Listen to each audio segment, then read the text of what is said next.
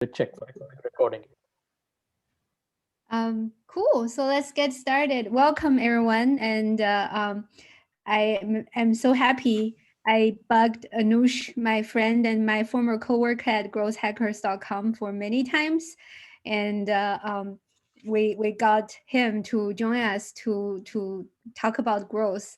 So Anuj and I, we know each other for many years now, right? Like, Oh God, so yes. we actually were coworkers at growthhackers.com. So Anush was there before me, and he was working with Sean Ellis closely, and I joined as the newbie. He helped me a lot in different areas, and he has been also working in growth since then, being a speaker, advisor. Recently, he published a book called Growth Hacking for Dummies, which is awesome. I'm very proud of him.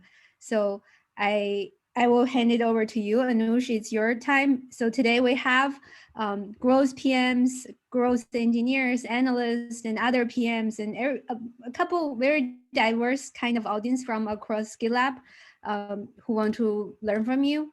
So it's all yours. Okay, awesome. Thanks. Yeah, this is exciting because she says she's been bugging me, but I've been wanting to do this for a really long time, and as well. So it's great to see her team, and everybody else she works with. And I think part of the reason I think uh, she approached me was uh, because and I think I've been taking a slightly different tack with growth, which when you hear about growth, normally you hear more about the process stuff, right? And you'll hear more about the tactical stuff. So you'll hear about everything from the experimentation side to here's how you might want to test ads, and all of that is great. um, the the bit that doesn't get spoken about as much is the people part, right? And I sort of had a conceptual appreciation, if you will, for the people part, of growth, uh, but I didn't really understand it until maybe 2 years ago. And it sounds obvious to say this, but without the right people on any team, you're never going to achieve your goals. And this is as true for a growth team as it is for the business as a whole. And so I have delved deeper and deeper into that aspect of it. And maybe this is a good time to maybe start sharing slides. So let me do that. And Yeah, so I think when Anush has a unique through his experience, he has a unique view. It's not only about growth hacking or growth optimization. I think he also thinks about people optimization or team hacking, which is really cool. So it's all yours, Anush. yeah, and so this uh, you know so what we're going to talk about is a lot about how you know what are patterns of growth teams, and what do they think about, what do they value, how do they behave. And this question struck me uh, when I was writing the book, because for a field like growth, right, which is so obsessed with data, it was shocking how there was no data on the people. Everything you'll ever read about growth people will be this, oh, they're this amazing combination of left brain and right brain, and they're analytical and creative. And I'm like, this is useless. I cannot use this information to make any decision on who should be on the growth team, who should be a growth lead, what priorities we might be able to tackle as a result, right? And so this was sort of shocking to me, that there is literally no people data available. And it just, as it so happened, I was at the predictive index when I was beginning to write the book. And I'm sure most of you all, I think, may have gotten the assessment link I sent out to Hila, right? And that may have been illuminating or not in some cases. Um, and that was the first time I found something that could quantify work styles, for anybody doing any sort of role, right? And this is important, right? Because just as we have our business metrics, we're all up on, here's our marketing metrics and sales metrics and North Star metrics and everything else you can think of, and we know how to quantify those, right? And if any of you all that did that assessment, you all would have seen a pattern and uh, these four factors called A, B, C, and D. And again, I don't want this to become a talk about the predictive index because that can be a whole sort of 3 hour talk.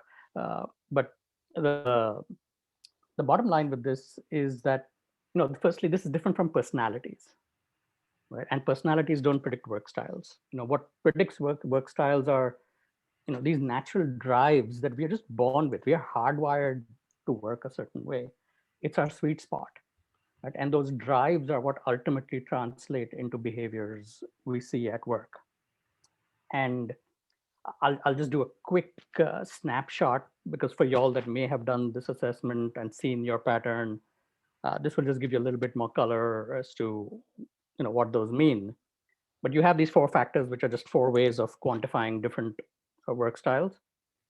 And you see at the bottom of that infographic that there's that plus minus, which is like a midpoint, and the 1, 2, 3 on each side are sigma deviations away from the midpoint. So the further away you are, the more pronounced that particular behavior for that factor may be for you, right? And so, and this is like an example of a pattern you might have seen. And using the predictive index, there are 17 different patterns or work styles that you could get. And again, there's no right or wrong. It's just, it is what it is.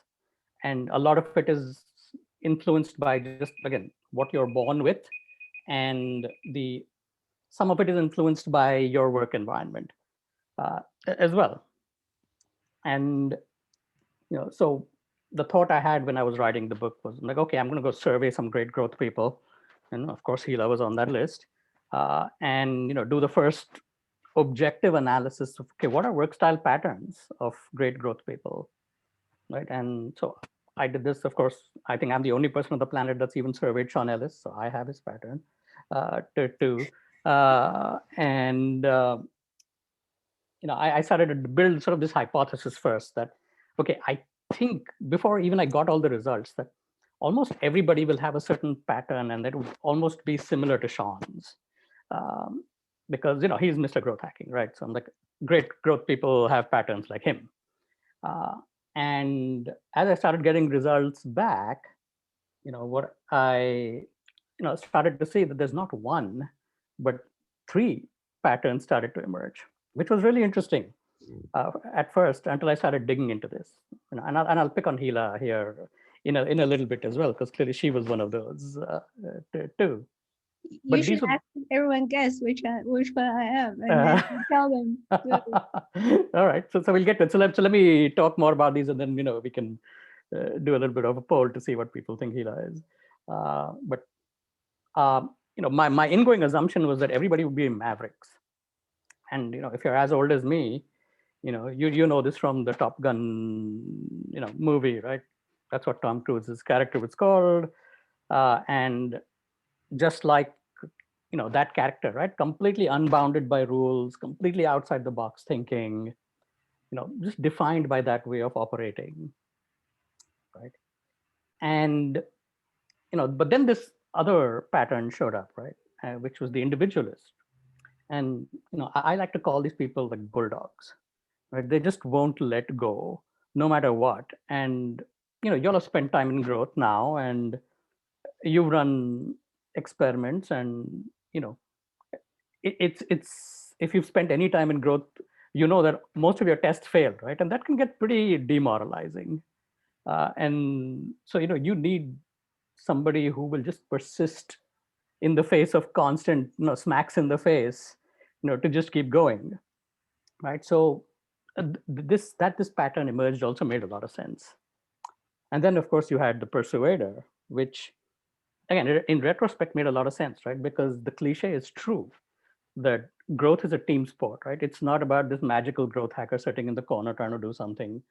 right? Because it's about influencing the entire team to buy in, uh, and then taking that forward.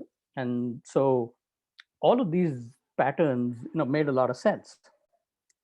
And when you dig deeper into each of these, what you'll find is that they share common characteristics. So the top line characteristics are different as to what they express as the most, but you'll see that most of them are driven by the need to challenge the status quo, right? And you'll find that all of them, no matter how their sort of primary work style manifests, all of them are extremely goal oriented and extremely results oriented, right? So I'll stop here and then do Hila's quick poll, right? So if anybody is brave enough to step up, and which one of these do you think Hila is? You got a bunch of answers in the chat already. Oh, People are very creative about their guesses. okay. Why don't you read them out? Because I can't see the chat when I'm sharing. Yeah, it's I think persuader, persuasive maverick, individualist.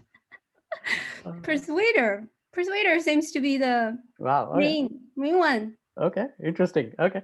I think so. So what her pattern actually came out with was individualist, right? And I know this to be true because I worked with her. Because she's freaking relentless with whatever she does. And I think if you're picking up persuader patterns, I think that may be a function of the experience she's had since then of getting better at teams and getting them along for the ride. uh, Yeah, I try very hard. yeah.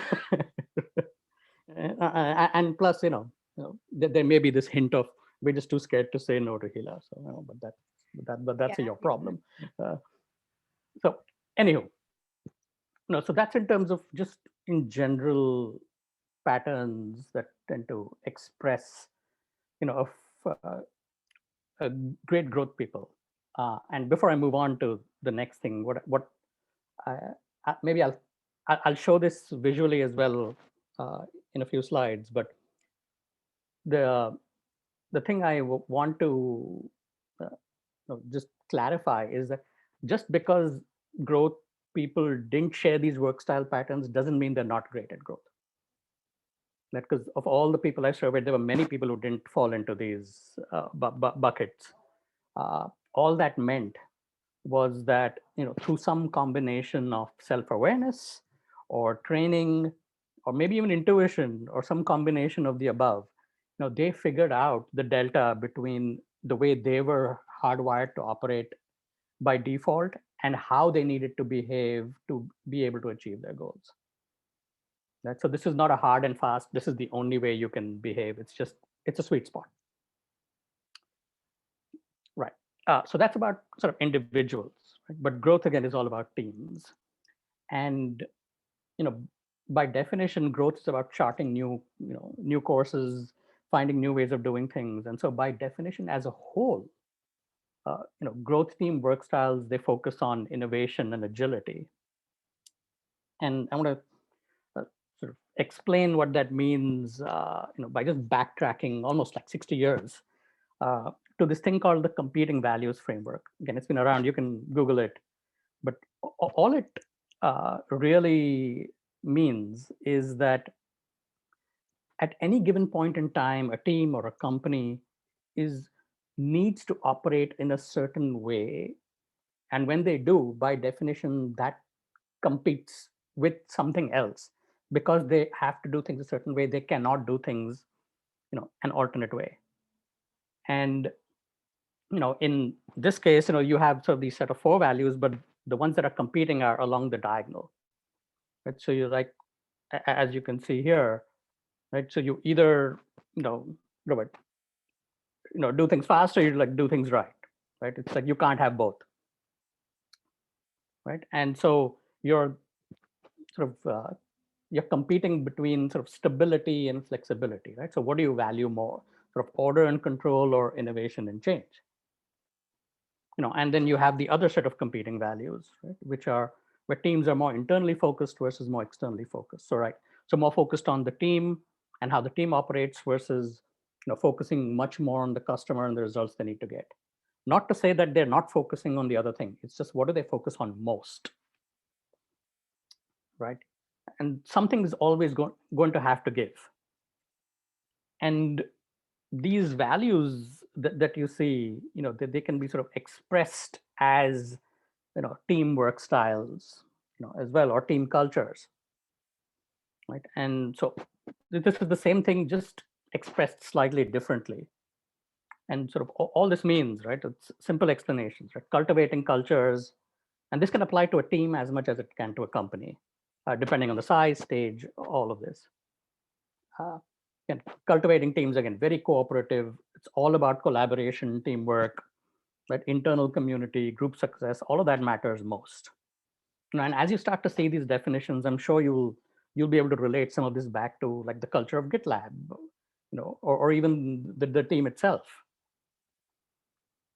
The other one, exploring, right, which is all about flexibility and adapting. It's all about challenges, new change, pushing boundaries, whatever that may bring. Producing cultures are all about independence, like really assertive. It's all about action, all about results. Nothing else matters, come what may. And stabilizing cultures are, again, all about its process matters more than anything else. Predictability matters more than everything else. And again, the culture of the team can even shift based on uh, its sophistication and how long it's been around. Because the needs and objectives of the group may change as well, right? But a growth team culture, is most focused, on this exploring quadrant, right? And if we were to take a look at characteristics then, right, of this exploring culture, that you'll start to see things that map to the way you need to operate or even have been operating so far, right? It's because I don't know if Hila talks all about, hey, we've got to hit n number of tests a week, right? That means there's a certain level of speed, there's a certain level of urgency around it. It's all about what can we iterate on. It's all about testing, learning, right? There's always something new to figure out, whether it's a new way of doing things internally or a new way of doing things for the customer, right? And so if that is sort of characteristics of exploring cultures, then the kinds of things that growth teams value are very similar then as well, because because a team like this by definition values novelty, right? Because it's all about ideas. Like, I don't know if Hila has this nice big backlog of ideas for you to test at all times, but there's always something new to try. It's never about stagnation, right? It's all about what's latest and greatest, right? We're not resting on our laurels at all, right? And as the name suggests, right, it's uh, what's new happening within the universe that GitLab operates in, and where can we take inspiration from any other place that we can then apply to our context, right? And by definition, right, if you're exploring, you've got to have an open mind, right? It's all about test, test, test. So something's got potential, double down on what works, right? And lastly, open mind translates to flexibility, right? And I don't know, Hila, when did you join this team?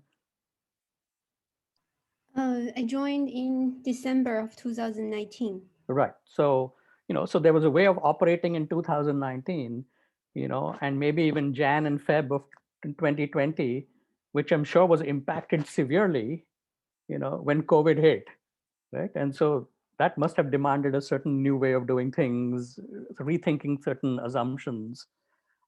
And, every business felt that, right? And so whenever this, change happening, this is not the kind of group that freezes, right? This is the group that takes it on and says, hell yes, bring it on.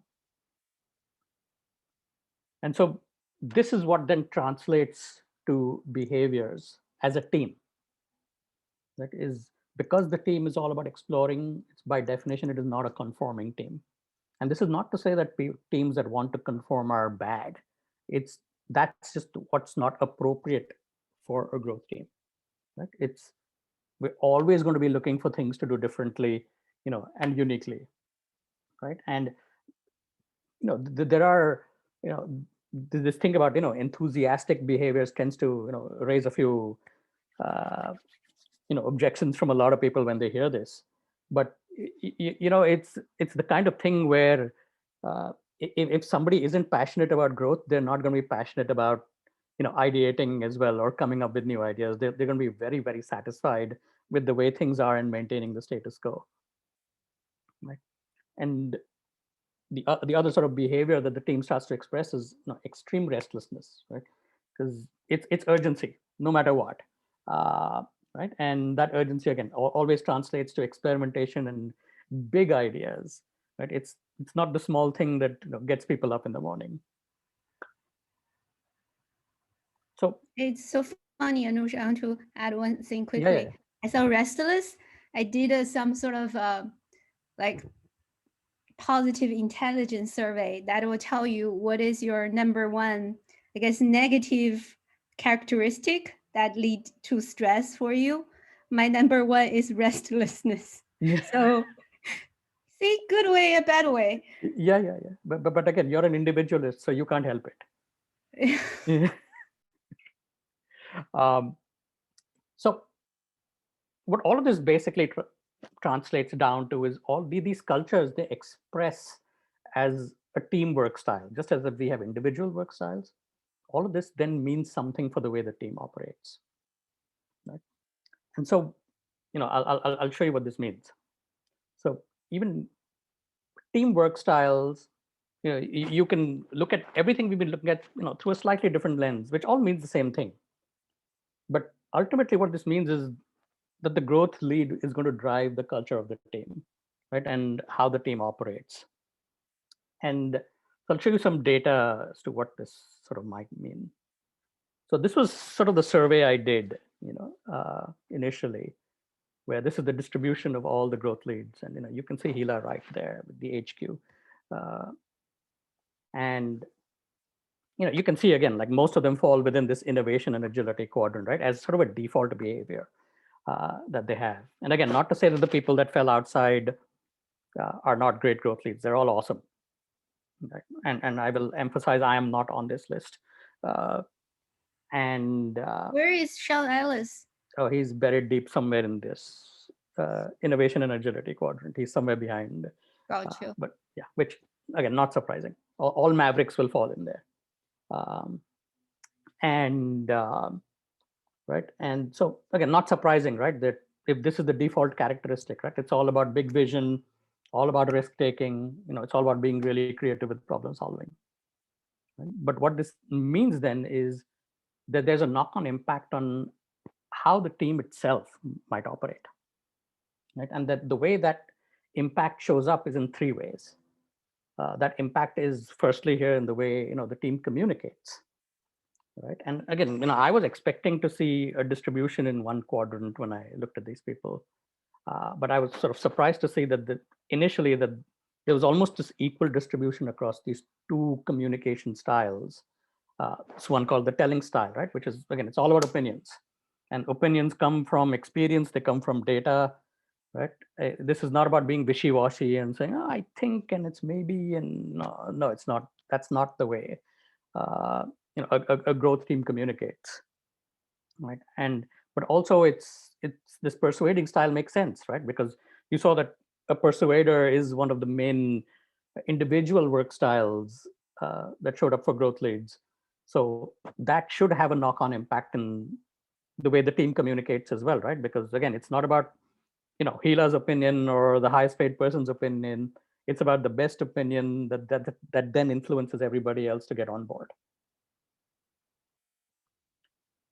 The second way this shows up is in the way teams take action, right? Which again, unsurprisingly, that if a growth team is focused on exploring and innovation, then the way they take action should also be all about innovating, right?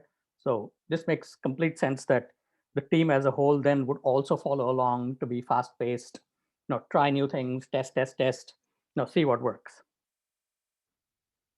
And the last way this shows up is in the way the teams make decisions, right? And here you see that most of sort of the distribution falls within this justifying style of decision making, which is again, if you're, a growth team is not about being passive. In fact, there are no passive participants in any growth team, which means everybody knows what's happening, which by definition means everybody has the data, everybody has a take on the data, and you have to sort of participate, because without active engagement from everybody, the best ideas will never surface to the top, right? And again, we all have limited time, resources at our disposal, right?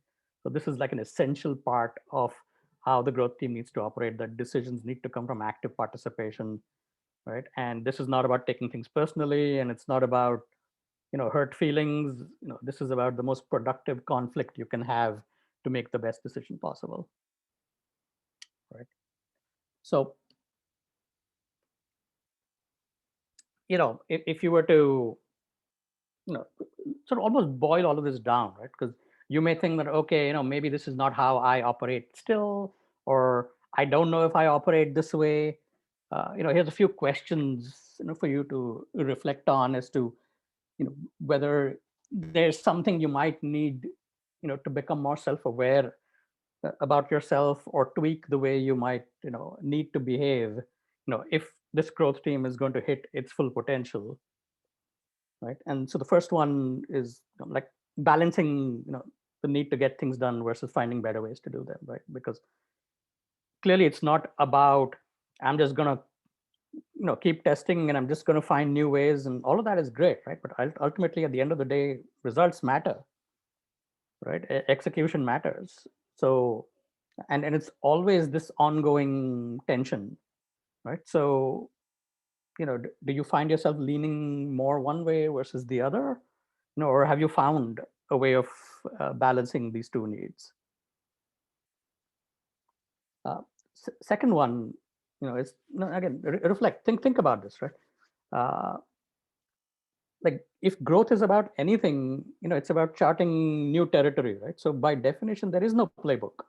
Like, y'all are building the airplane while y'all are flying it. Like, the biggest cliche there is that's what applies to to growth teams, right? So uh, like, if you're constantly going to need, you know a checklist and a set of rules, right?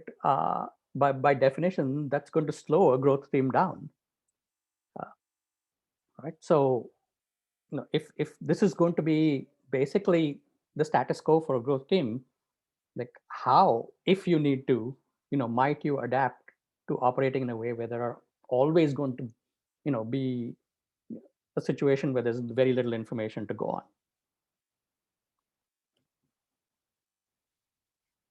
uh, right, the third one is, can you change directions quickly, right? And, like, how do you respond, right? And, like, what was the outcome when that happened?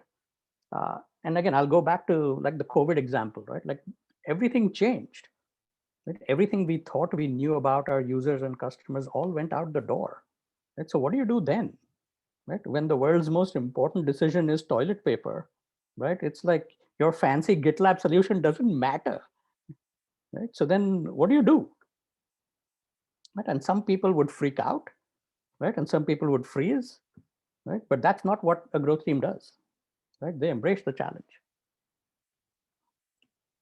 And, the last one, right? Like, again, if a growth team is not about, sitting on its laurels, right? And it's clearly also all about challenging the status quo, right? And, especially in, companies that are very, very process oriented, there's been a way it works, right? And but, if you have to come up with new ways that now challenge the status quo, it's like, how do you do that, right? Is that even accepted, right? How do you influence, right? And, I think answering these questions for yourself, will start to give you, I think, a much better sense of, how much you might need to adapt, because this is going to, like, the speedometer is going to be at 100 all the time,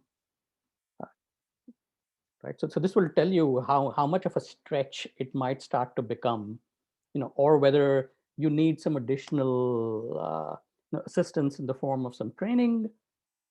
Maybe there are more specific, one-on-ones or other frameworks that you might need to lean on, to just help you bridge, however big or small that gap may be, for you to, ultimately be in a situation where, pedal to the metal, all the time. And yes, restless, yes, but restless doesn't lead to stress. Right? And so the last thing I'll sort of go over, right, is, you know, strategic priorities, because ultimately, the patterns of growth leads, yes, great. And, impact on the way the team works, yes, right? But every growth team has a set of priorities, right? And the mistake that everybody tends to make is that, when they go and hire somebody and, that person starts to work out, they say, oh, I need to clone that person. I need to hire more people like them, right? And nothing could be further from the truth in the context of a growth team. Because when I surveyed, Hila and everybody else, I also surveyed them for, okay, tell me I gave them 20 options. Of these 20 things, what do you think the top, 6, 7 things might be that a growth team might need to focus on, right? And, to my amazement, they picked something that, had a distribution that was equal in all quadrants of the way a team needs to operate, right? So one thing that will become immediately obvious to you, right, is that if we hired more people like Hila, right, and they, fell in, on that intersection of, let's say, teamwork and experience and innovation and agility, everything that had to do with process and precision and results and discipline would suffer, right? Or if we over-indexed on, a lot of people like Sean, hire a bunch of mavericks, like that'll be like, that's like Brownian movement, right? It'll make no sense after a month, right? And everything will suffer because everybody will say, oh, this is a great idea. I'm going to do that. I'm going to do that. But everything else is going to fall through the roof, right? And, just as a practical example, right? uh, like you're a data analyst, right? By God, I'd want somebody who was focused on results and discipline more than anything else, right? And where that was their work style strength, because, that's the last thing I want to play, fast and loose with, right? But, as a, second example, maybe the first engineer I want is maybe somebody focused more on innovation and agility, because I need them to like hack together code really quick, and be sort of okay with throwing away code because the test didn't work, right? Whereas, and I've worked with engineers like this as well, where, they take great care and, they love their elegant code, and again, that's great, right? But that may not be what the team needs right now. That might not be the best first growth engineer on the team, right? And so as the team expands out, right, it's going to be this constant set of decisions to understand, based on what the priorities of the team are, which are literally all over the board, and the work style strengths of, the people already on the growth team. What else is the team missing, right? Because without filling those holes, this team will never be able to hit all of the goals it's truly set out to hit, right? And so I think, I'll, hopefully that starts to give you a sense of, why I've been leaning more into this side, of growth, because it's the amount of times I see people say, hey, I need a growth person, right? And they just hire somebody who was great at, whatever. Just because you have a particular skill at something doesn't mean you'll be great at growth. Uh, right. And so, to me, this is like ground zero that enables everything else this team needs to accomplish. Right? And so I think I will leave it at that. So, and this is just for me to, nerd out with everybody. So, if you're, on LinkedIn, feel free to scan that, take a screenshot. I'm always happy to nerd out. But, that's my quick spiel on, the people part of growth. Awesome. Thank you so much, Anush. And I think Anush is in Boston, right? Mhm. He's very close. I think we have our two growth PMs, Mike and Sam. They're both in, maybe Sam not, but he used to be in Boston as well. So Nice. yeah, maybe you can hang out Oh sometime. yeah, totally. I Yeah. just I just got my second shot last Friday, so just one more week Hey, and then I'm I'm ready. fully vaccinated. Let's Nice. grab a Not in Marshfield. Are you in town in Boston or are you? Yeah, I'm close. I'm in Arlington. Oh, okay. I grew up in Melrose. Sam grew up in Stoneham, so all in the Nice. general area. Yeah, totally. Yeah.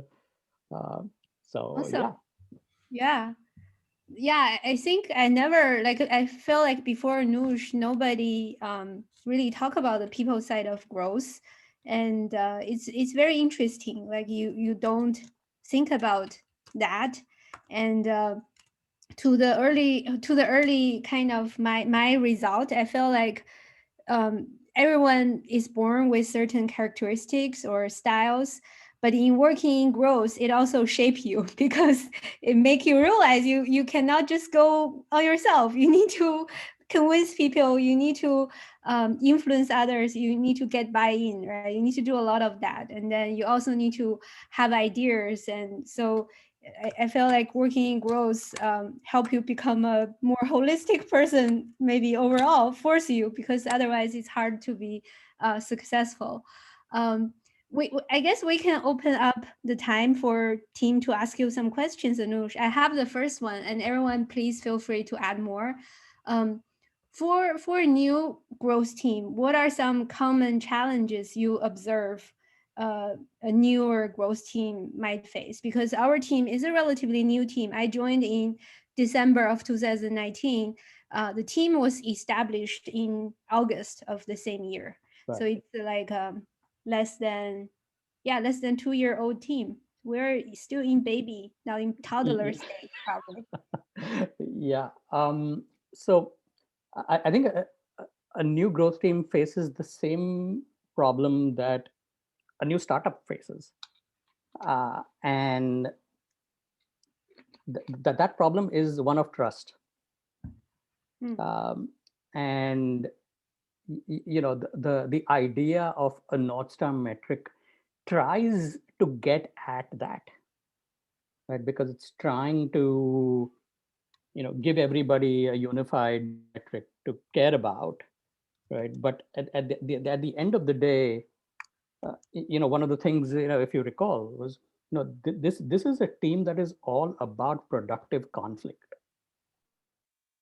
right? Because without that productive conflict, and I'm going to steal some concepts from this other book, which if you have not read it, I highly recommend you read. It's called The Five Dysfunctions of a Team. Right. It's like mandatory reading for me for like any team I join. Uh, right. And so I think that's what it suffers from, is because of that baseline trust doesn't exist. And maybe the North Star metric gets you there. I think the team doesn't understand how to have productive conflict, because everything else is a function of that.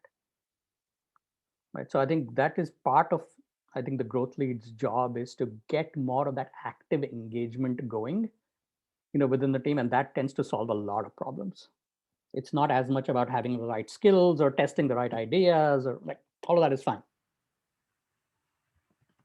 When you say the active engagement, do you mean like explain to other teams, sharing more about what the team is doing and why, and just understanding the general business to get everyone understand growth, or develop that shared goal?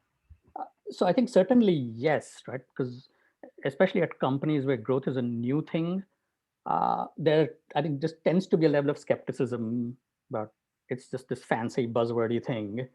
Uh, and So yes, there's a whole education of the company as a whole, uh, required, but there will always be this subset, right, that's more actively engaged in growth, right? And this team is tasked with the awesome responsibility of picking things that may have the potential to make step change impact on the company, right?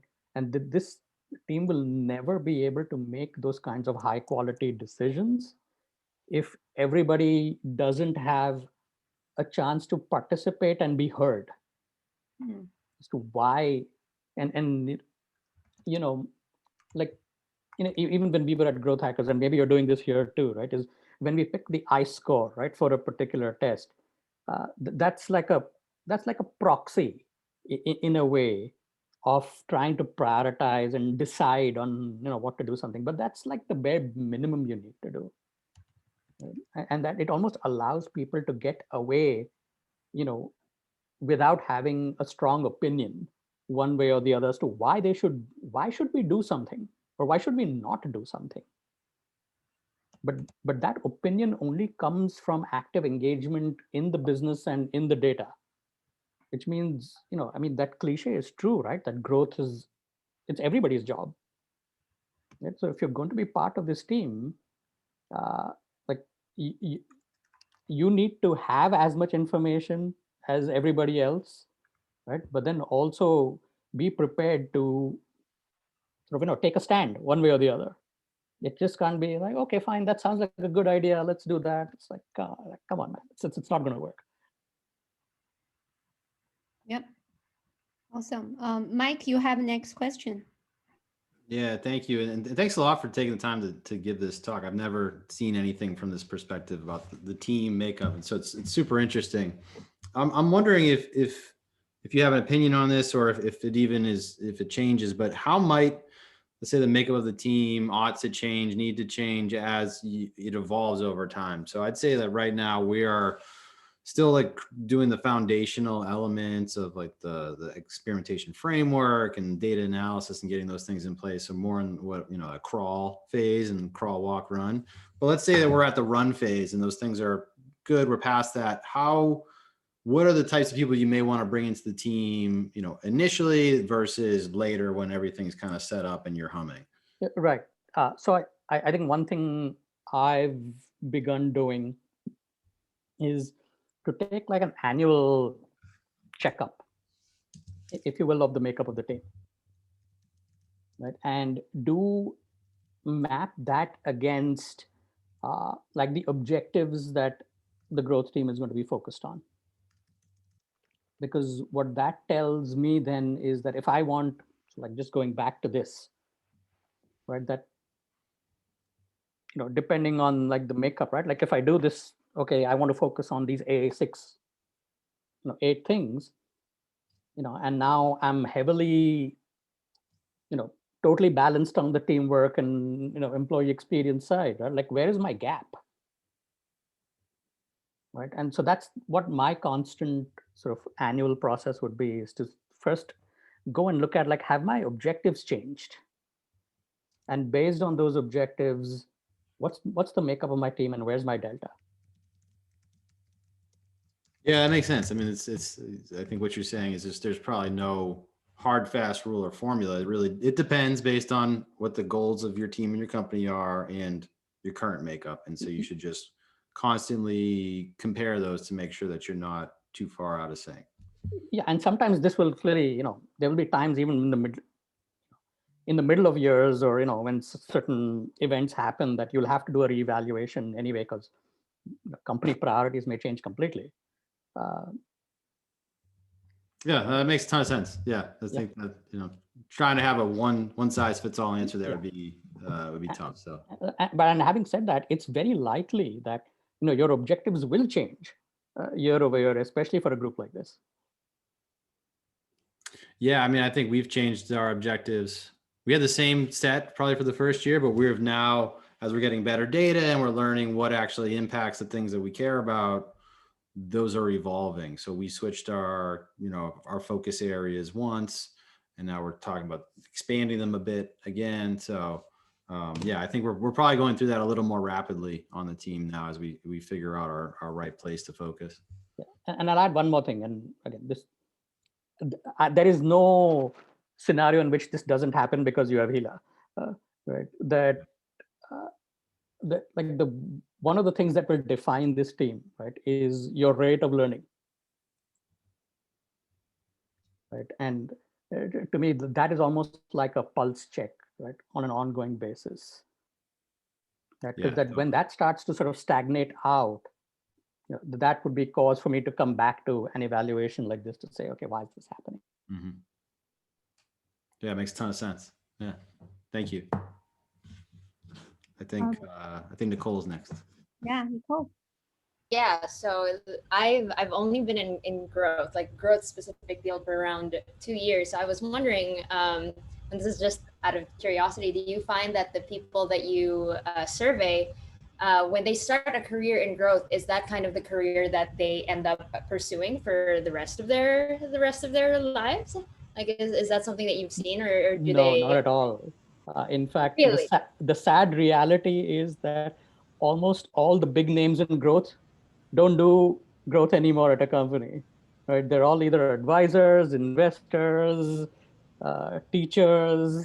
Uh, it's like, Brian Balfour runs Reforge, and Guillaume Caban is now an investor, and it's like, what the hell, man? Yeah. I mean, So I feel like investor. it's a yeah, it's a nice. yeah. Well, see, I think, this is something I'm discovering. This is like the burden of knowledge is, I'm discovering every day how little I know and how bad I am at so many things, because it's like every time I think, I'm like, okay, I think I've got this experimentation thing cracked, like fine, great. And now suddenly there's this team stuff that shows up. I'm like, come on, man. So now I'm going to try and solve for this team stuff. And then I do the team stuff, and now suddenly I need to know about this budgeting stuff. I'm like, come on. It's like I just barely got competent at something. And so I think if you wanted to, there's this ongoing, I think, set of things that will keep you busy for the rest of your life. Well, Anuj, why do you think so? Why do you think all the best growth people do something else eventually? Uh, the most logical answer is it's a shit ton more money. you know? And I also feel like growth is a hard job. That's Oh, my one of my honest answer. I think growth is hard because there's no end to growth, right? Right, like you if you are successful in one product, there will be more product given to you. Like if you reach a certain milestone, there will be another milestone as the next quarter's OKR or next year's OKR. So there is never end.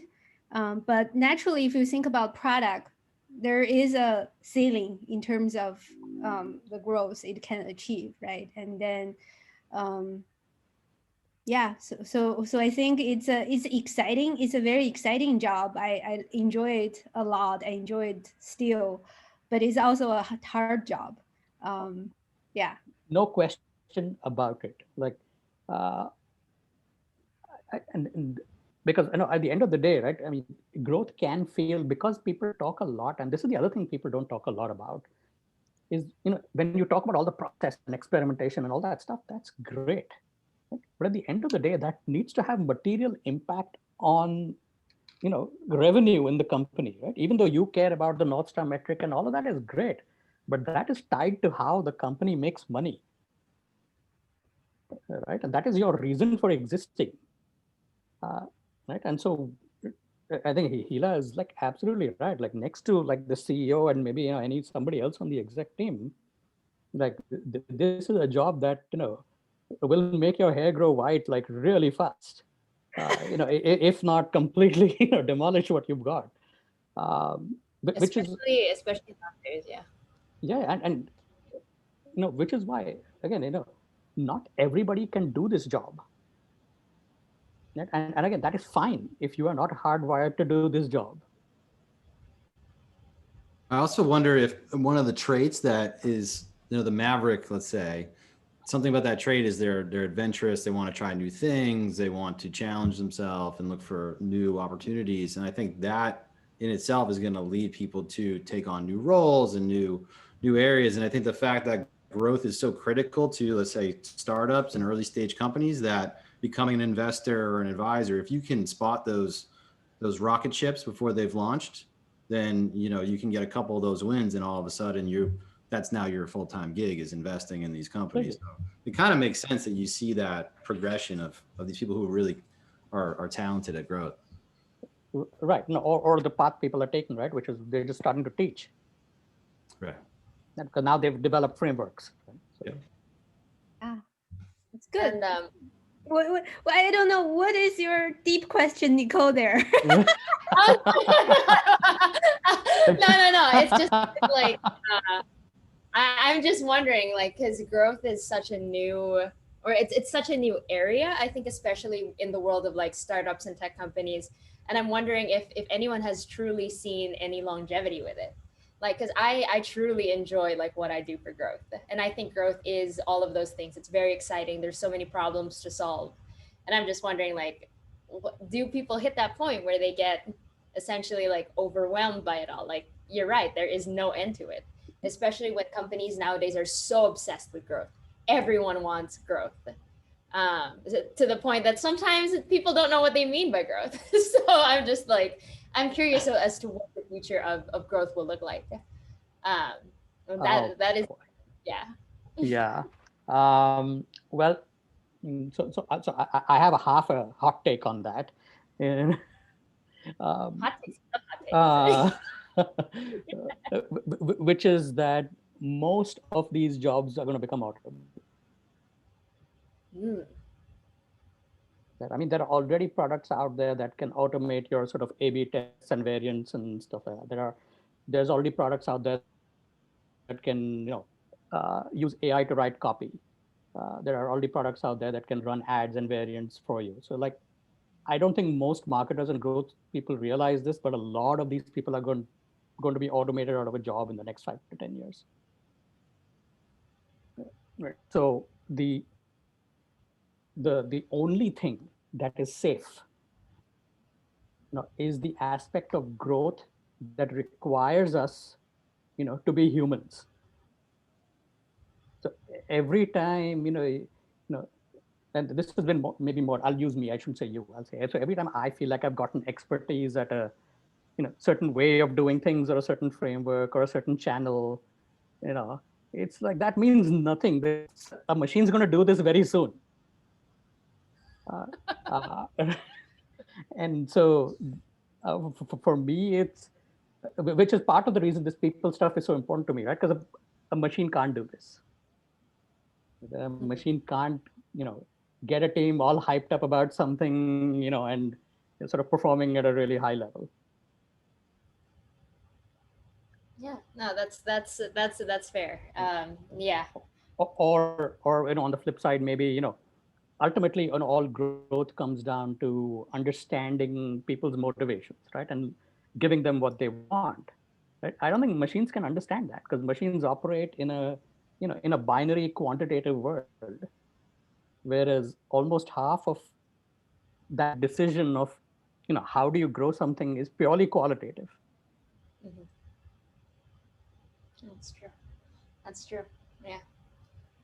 I do have one more question, and this is just out of like, just to put it into context. I've taken like a lot of like the organizational like teamwork stuff, and I was wondering if you saw like any traits that are prevalent in these like growth teams that you can kind of translate into, oh, are there specific like Gallup strengths that most of these people have, or does it really depend on the type of person?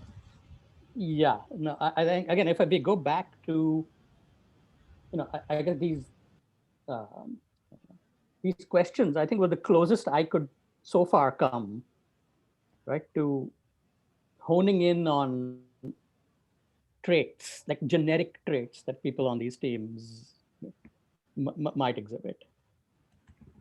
Because these are the questions that basically, for all the people that have told me, I can't afford tools like predictive index, or I don't want to use something, which in itself is a really bizarre thing to say, because like why are you spending on user analytics, and like, don't spend on that either, like if you don't want to learn more about that.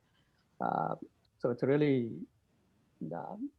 but this is sort of a way to make what maybe a tool might tell you, and automate, this is the sort of generic way of getting to the same sort of insights. Cool. Yeah, I'll write these down, and I'll throw them on my dating profile. I'm just kidding. Scientific way of doing it. Totally. And you can ABCD test these questions and see what works. Yeah, so Nicole, I added a link. The growth PMs actually did a Gallup strengths test. Of course, I forced them. So you can get to see their results there. We should. I know you have done it, right? I don't know whether Dave has done it yet, but we should have the more team members do that. I think that's a really good one. Yeah, it was nice. I remember doing that and then looking at all the strengths of my team and figuring out the best ways to communicate to them or to make my to get my point better across in a way that like spoke to them. Yeah. So yeah, I'll definitely Dave get the book. If you've never taken it, get the book. Yeah, you should add yours there if you still have your results. Yeah. Of course, I memorized my results. I'm kidding. Right.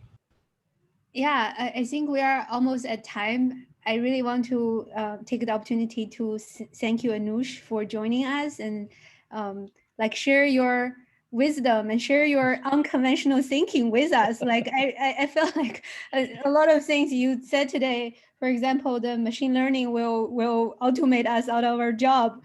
It's good and bad to hear that, right? Like, but it's good to hear that. It's that's cool. I remember when we work at Growth Hackers, Anuj is always like that. One day we are talking about educating kids, and he told me he is utilizing the hooked model on his kids. I'm like, what? And he's trying to use variable rewards to change their behavior because he tried the same reward every time. It doesn't work for very quickly, and he began to vary his reward. I'm like, that's a very nerdy and gross and also fun person. So yeah, I'm so glad we get to share that, like learn from you and hear your insights. Here you share a lot of your wisdom with us. Thank you so much, Anush. Oh, thanks. And please don't say wisdom. That makes me sound older than I am. But again, I really appreciate the chance to come here and nerd out a little bit. It was just awesome to do. Yeah, and if you're interested, maybe check out his book. I think there are some more chapters about personality, working style versus growth, which is something probably you didn't see in other books and other materials. Cool. What are you saying? Interested? It should be mandatory purchasing for this team, right? Yeah. Yeah. I agree. And let me know if you ever meet out in Boston, right? The Yeah. of you are close. Yeah, totally. That'll be awesome. Cool. All right. Thank you everyone for joining. Bye. All right. Bye all.